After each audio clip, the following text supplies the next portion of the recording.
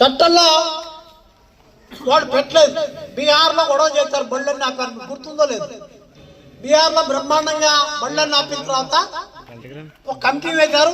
కమిటీలో ఒక 20% మార్కులు ఈ యొక్క యాప్కి ఇచ్చి ఈ ఆర్ఆర్సీలో మిమ్మల్ని సెలెక్ట్ చేయమన్నారు. అది కాదు మనకు కావాల్సింది, మొత్తాన్ని తీసుకోవాలి, పరీక్ష ఉండకూడదు. ఇది సుప్రీంకోర్టు కొట్టేసింది. ఇప్పుడు ఎక్కడ కొట్టేసింది? చెన్నైలో కొట్టేసింది.